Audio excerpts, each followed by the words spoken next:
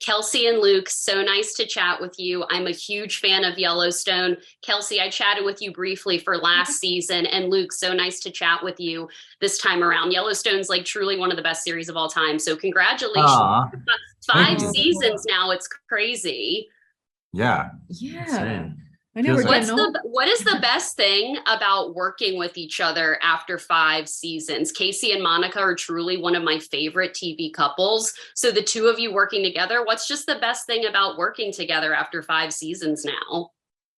Oh, thank you. Yeah, it's just it's like second nature now. It's just like comes with such like an ease and trust, and it's really fun. yeah, we've been having a little love fest all day about how I much we know. like working with each other. Honestly, she's like one of the easiest people I've ever met, just in general. Like she's just so easy to be around, such a great energy, and it couldn't be more of a pleasure than to work with Kelsey. She's the best.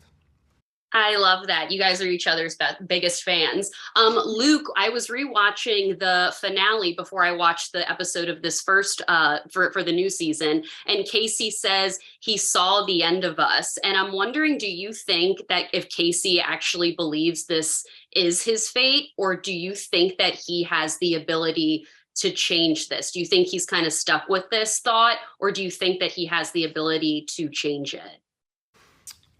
Yeah, I think all those questions get answered in this season. That statement gets explained, and also you see their plan to sort of figure out how they're going to go about, finding their place in this Dutton story and this Dutton legacy, and whether they belong there or not. Okay, yes. Like the first episode of season 5 here, I feel so stressed for the characters. And Kelsey, Monica is clearly going to be going through a emotional headspace that we have not seen her in before. So what was it like for you as an actress stepping back into that role, knowing where she's going to have to go this particular season? Yeah, I think I think first and foremost, I just wanted to do it justice, um, and be as truthful as I could someone going through that kind of tragedy. Um, but I also think that Taylor really wrote such a beautiful arc um, to the tragedy, but also to her healing. And so I'm really excited to see this version of Monica. Yeah, no, I can't wait to see where both of the character arcs go. Last question for you, Luke. Casey spent a lot of time in nature last season to kind of delve into his past trauma. Do you feel like, as an actor, that provided you more introspection into the character, stepping back into the shoes this time around? Yeah, I think it always kind of, the way this story is unfolded, it always informs sort of the next thing. And I think uh, basically what we've seen him always go through is like fighting sort of this Dutton legacy versus this life that he's creating with Monica, and they seem to be very different. And obviously that Vision Quest was him sort of going very far in one direction. Um, and this season really is them figuring out. I think they finally have to kind of start making some decisions because we've seen them kind of go back and forth so many times. And I think at this point they know they're going to have to choose sides. Yeah, no, for sure. Kelsey and Luke, they're wrapping me. Congratulations to the two of you and have so much fun at the premiere. I cannot wait for fans to see season 5. I can tell your performances are going to be insane this season. I can't wait to see what happens with the characters. Thank you both so much for your time today.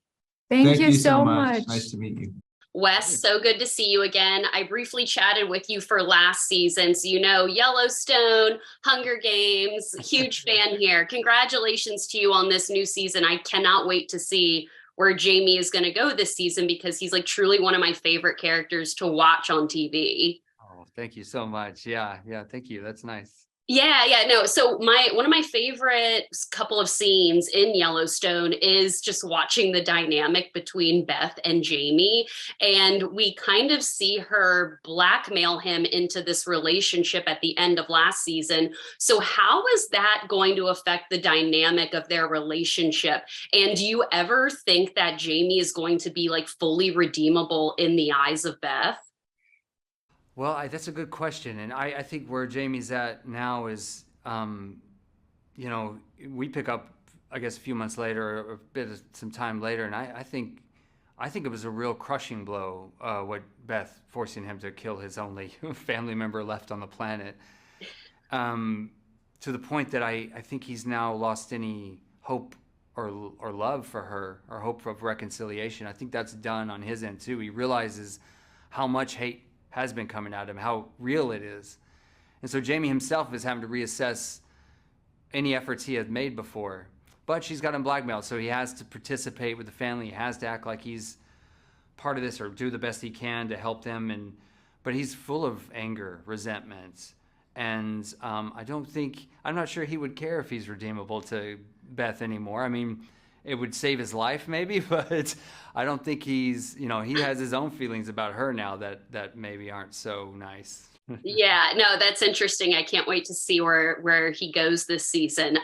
So you've been playing this character for 5 years now, and when I'm rewatching the show, it's just crazy to see the character arc that you've done as an actor.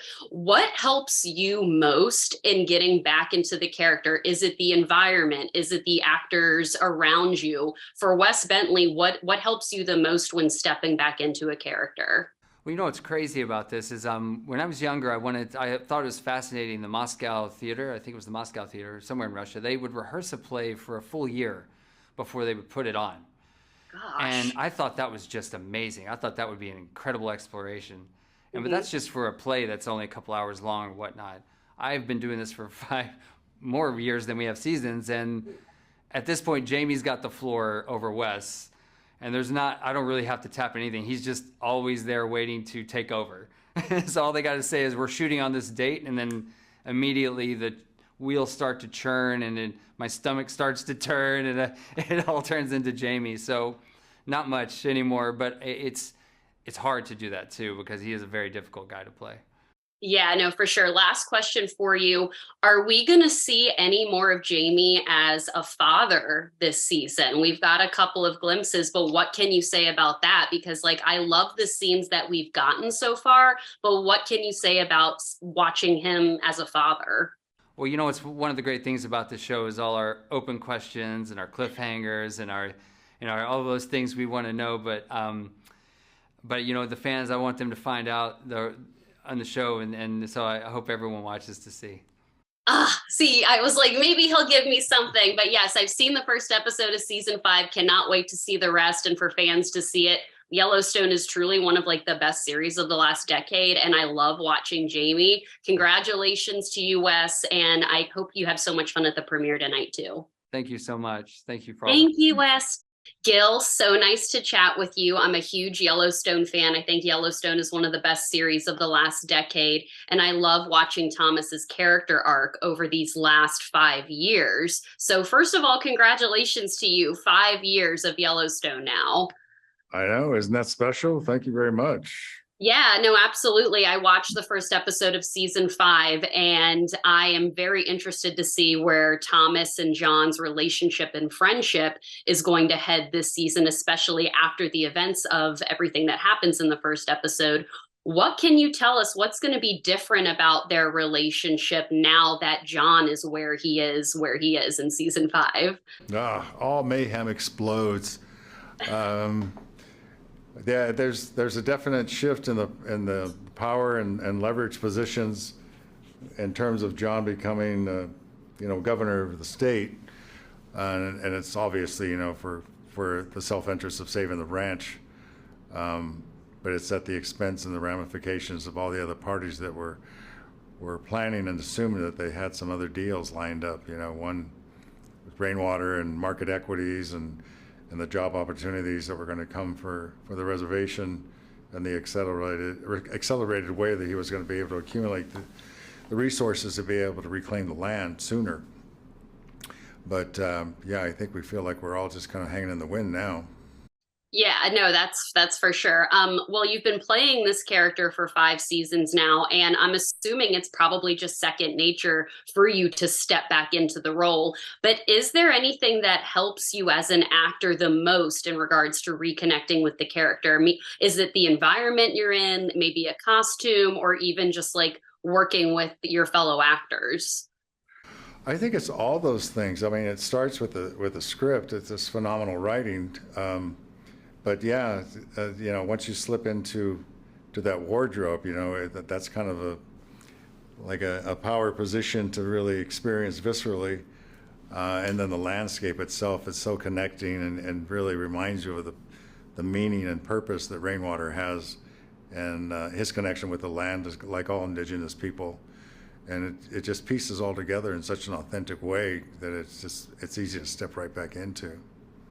You've literally been in so many beloved franchises and films. I literally just watched Hell or High Water just for fun again a week ago. I always rewatch the Twilight films every single year. I'm obviously a huge Twilight fan. It's probably the first thing I saw you in as a freshman in college. I'm curious for you, looking back on those films that are you're still so iconic within the fandom.